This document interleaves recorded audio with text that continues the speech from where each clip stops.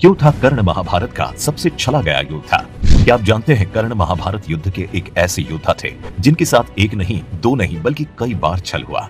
अब सवाल ये उठता है कि ये छल कब कब और किसने किया? गुरु से मिला श्राप। जब द्रोणाचार्य ने कर्ण के सूत पुत्र होने के चलते उन्हें ब्रह्मास्त्र विद्या सिखाने से इनकार कर दिया, तब वो परशुराम जी के पास शिक्षा मिलने की आस लेकर पहुंचे। लेकिन परशुराम जी ने सिर्फ ब्राह्मणों को ही शिक्षा देने का प्रण लिया था। कर्ण ब्रह्मास्त्र विद्या सीखना चाहता था, जिसके चलते कर्ण ने झूठ का सहारा लिया। कर्ण ने परशुराम के पास पहुंचकर खुद को ब्राह्मण का पुत्र बताया और उनसे ये विद्या सीख ली। एक बार सफर में परशुराम जी को थकान महसूस हुई तो वो कर्ण की गोद में अपना सर रखकर सो गए। लेकिन जब उनकी आंख खुली तो उन्होंने देखा कि कर्ण की जांघ पर एक बिच्छू ने डंक मारा है, जिसके कारण उसका खून बह रहा था। उन्होंने कर्ण से पूछा कि तुमने उस कीड़े को हटाया क्यों नहीं? कर्ण ने कहा कि आपकी नींद टूटने का डर था, इसलिए। कुछ देर सोचने के बाद परशुराम कहने लगे कि किसी ब्राह्मण में इतनी सहनशीलता नहीं हो सकती, तुम जरूर क्षत्रिय हो, सच सच बताओ। तब जाकर कर्ण ने भी अपने गुरु को सब कुछ सच सच बता दिया। लेकिन गुरु परशुराम कर्ण का सच सुनकर क्रोध से लाल हो गए और उसी समय कर्ण को श्राप दे दिया कि तुमने जो विद्या मुझसे सीखी है वो झूठ बोलकर सीखी है, इसीलिए जब भी तुम्हें इस विद्या की सबसे ज्यादा आवश्यकता होगी तुम इसे तब भूल जाओगे और किसी दिव्यास्त्र का इस्तेमाल नहीं कर पाओगे। अब दोस्तों आप ही सोचिए कि अगर गुरु का ऐसा श्राप न मिला होता तो क्या कर्ण का अंजाम कुछ और होता? कुंती को दिया वचन। एक बार कुंती कर्ण के पास गई और उससे पांडवों की ओर से लड़ने का आग्रह करने लगी।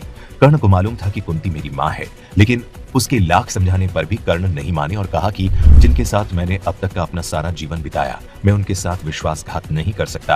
तभी कुंती ने कहा कि क्या तुम अपने भाइयों को मारोगे? इस पर कर्ण ने बड़ी ही दुविधा की स्थिति में वचन दिया और कहा कि माते, तुम जानती हो कि कर्ण के यहाँ याचक बनकर आया कोई भी खाली हाथ नहीं जाता। ठीक इसीलिए मैं तुम्हें वचन देता हूँ कि अर्जुन को छोड़कर मैं अपने किसी भी दूसरे भाई पर शस्त्र नहीं उठाऊंगा। वहीं माँ को दिए गए अपने वचन का खामियाजा कर्ण को महाभारत युद्ध में भोगना भी पड़ा था।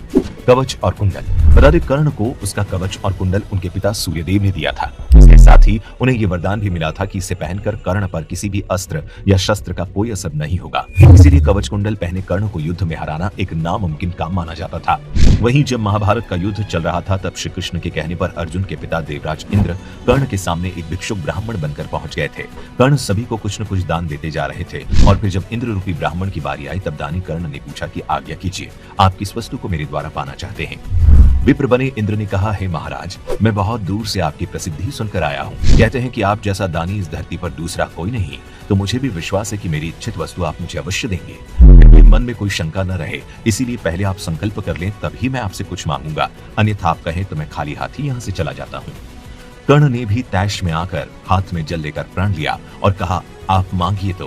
तब इंद्र ने कर्ण से उसके कवच कुंडल को दान के रूप में मांग लिया और कर्ण ने अपनी जान की परवाह न करते हुए इसे दान भी कर दिया और यही दान उसकी मृत्यु का कारण बना। यही दान था जिसने उनको अर्जुन के बाण का निशाना बनाया। ऐसे में ये सवाल उठना लाजमी है कि क्या छल के बिना कर्ण को मारना असंभव था और उसे महाभारत का सबसे ज्यादा छला गया पात्र क्यों न कहा जाए? तो दोस्तों आपने देखा कि किन लोगों ने महारथी कर्ण के साथ छल किया और वही छल किस तरह कर्ण की मौत का कारण बना। इससे जुड़ा अगर आपका कोई सवाल है तो नीचे कमेंट करके बताएं।